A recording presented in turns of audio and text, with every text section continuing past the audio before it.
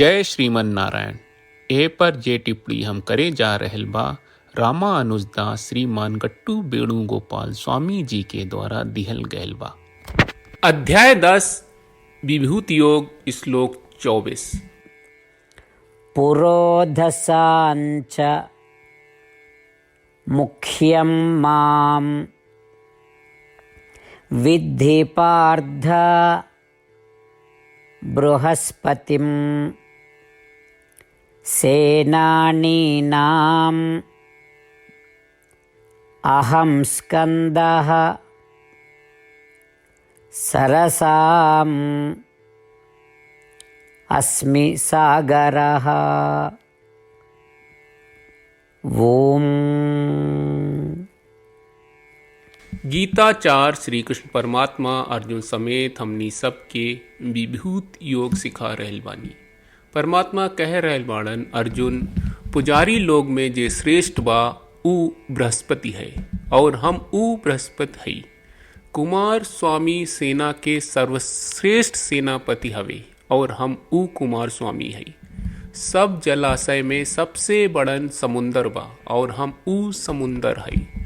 यही तरह श्री कृष्ण परमात्मा कह रहल बानी कि बृहस्पति ऊ शिक्षक है जे ओ देवता लोग के भी अच्छा बुरा उपदेश देला जेकर हम सब पूजा करत बानी। और बृहस्पति श्रेष्ठ बा काहे कि ओ बृहस्पति में उनकर दृष्टि उच्च बा। पार्वती और शंकर के पुत्र कुमार स्वामी है और तारकासुर के नाश करे खातिर जन्म ले वाड़न, जेकरा के कौनो देवता नाश न कर सके। कुमार स्वामी देवता के सेनापति हवे। श्री कृष्ण परमात्मा कह रहल बानी कि काहे कि ऊ कुमार स्वामी में आपन तत्व ज्यादा रखले रहले, यही से ऊ देवता के सेना के मुखिया बन गए। यही तरह सब जलाशय में समुद्र आपन विशालता और महिमा में सबसे बड़न बा। श्री कृष्ण परमात्मा कह रहल बानी कि समुद्र आपन उच्च गुणवत्ता के चलते महान बा। यही से जब भी हमनी के बृहस्पति, कुमार स्वामी और समंदर के नाम सुनल जाला ता ओ में श्री कृष्ण परमात्मा के उपस्थित के एहसास हो जाला। श्री कृष्ण परमात्मा श्रीमन नारायण के सामने समर्पण करत समय हमनी के श्री कृष्ण परमात्मा के वचन के श्लोक के रूप में दोहरावे के प्रयास कहल जाए।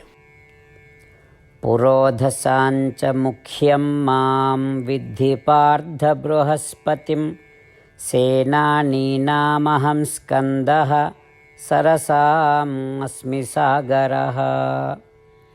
श्रीमन्नारायण करिष्ये वचनं तव।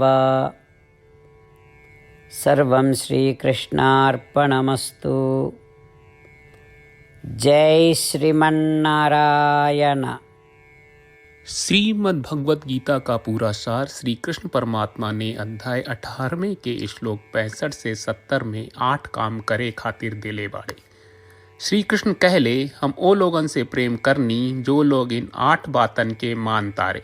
हम ओ भक्तन के हर तरह से रक्षा करब। श्री कृष्ण परमात्मा के द्वारा बोलल गईल संपूर्ण भगवत गीता सुनला के बाद अर्जुन कहले, करिष्ये वचनम त्वा, जेके मतलब बा कृष्ण मैं वही करब जौन आप कही। यही कारण बा श्री कृष्ण अर्जुन के हर तरह के सफलता आ विजय प्रदान करेले। आई परमात्मा के आपन व्रत देई कि हमनी के ये 8 गौ कर्म के पालन करी जा। ई वचन परमात्मा के देवे से बड़न कौनो पूजा तपस्या यज्ञ नहीं। हम 8 प्रण कहब जौन हमनी के करे के चाहिए। आप सब कृपया इन्हन के आपन दिमाग और दिल में सोची। श्री कृष्ण के आपन वचन देवे के ई तरीका में हमनी सबकी कल्पना करे के चाहिए कि श्री कृष्ण का चेहरा खुशी से चमकत बा और खुशी के एहसास करत बा। जय श्रीमन नारायण। यहाँ हमनी के 8 वादा बा।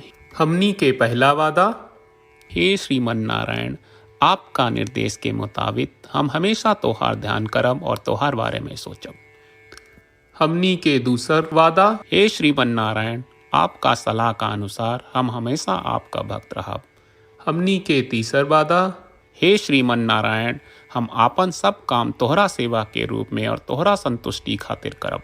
हमनी के चौथा वादा, हे श्रीमन नारायण जैस की आप माने के कहले रहलू, हमरा बहुत विश्वास बा कि हम आपके होई और हम हमेशा आपन दोनों हाथ जोड़ के आपके नमस्कार करब और आपकी पूजा करब।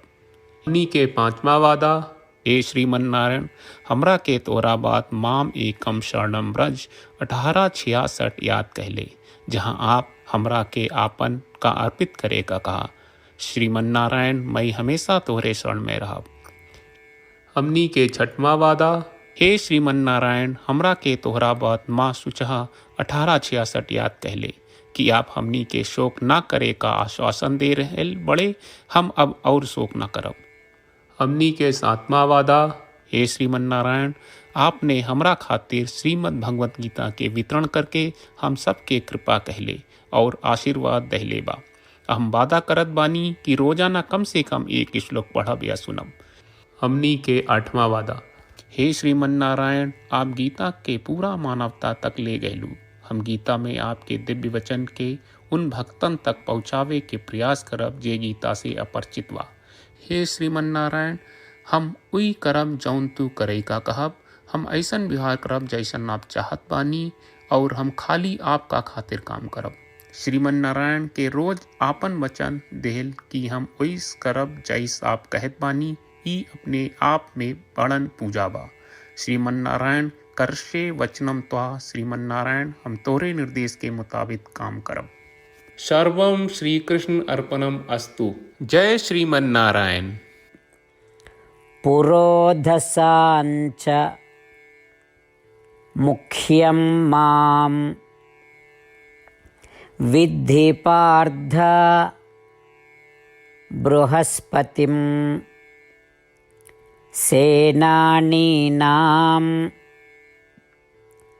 अहं स्कन्दः सरसाम् अस्मि सागरः। ॐ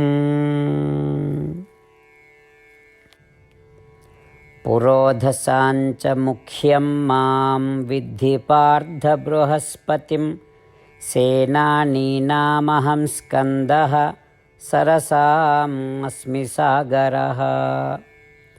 श्रीमन्नारायण, करिष्ये वचनं तव। सर्वं श्रीकृष्णार्पणमस्तु। जय श्रीमन्नारायण। जय श्रीमन्नारायण। सब भक्त लोगों से विशेष अनुरोध बा, जीवन में हर चीज में हमनी के तत्कालिक और प्रभावशाली परिणाम की अपेक्षा रहेला। एकरा खातिर आइए रोजाना 1 मिनट के समय निकालल जाए और नारायण आश्रम पढ़ल जाए। नारायण आश्रम प्राप्त करे खातिर नारायण आश्रम वेबसाइट पर जाई, जो www.narayanashram.org है, और पंजीकरण में आपन नाम और ईमेल दर्ज करी। आपके द्वारा प्रदान कईल गई ईमेल पर आपका एक नारायण आश्रम PDF प्राप्त हुई। PDF में एक रामायण श्लोक, एक गीता श्लोक और एक विष्णु नामम बा। ये तीनों के मिल के नारायण आश्रम कहल जाला। हर व्यक्ति के ये श्लोक के अलग अलग संयोजन मिलेला। जब हर कोई 24,000 भक्तन के साथ रोजाना आपन नारायण आश्रम पढ़त आ सुनत बा, ता हर दिन संपूर्ण रामायण का 1 दौर, श्रीमद् भगवत गीता पारायण के 33 दौर और श्री विष्णु सहस्त्रनाम स्तोत्र पारायण के 24 दौर प्रतिदिन पूरा होएला। ई एक बहुत ही उल्लेखनीय और विलक्षण परिणाम बा, जौन हर एक दिन ऐसकरे से निकलेला। ई कारण बा कि आप और आपके परिवार के सदस्य तुरते जाके आपन नारायण आश्रम प्राप्त करी। जय श्रीमन्नारायण।